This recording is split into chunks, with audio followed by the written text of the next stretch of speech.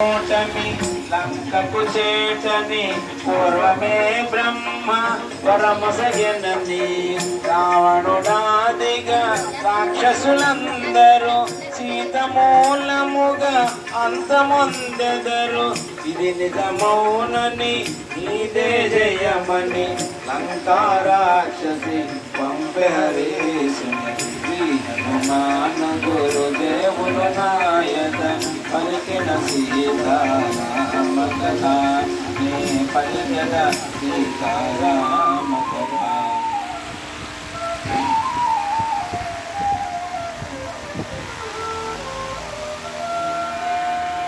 కోట గోడ అవలీలగా ప్రాకెను కపికిశోరుడు లోనికి ధృమికెను శత్రుపతనముగా వామ పాదమును ముందుగా మోపెను ముందుకు సాగెను ఆణి ముత్యముల తోరణాలుగా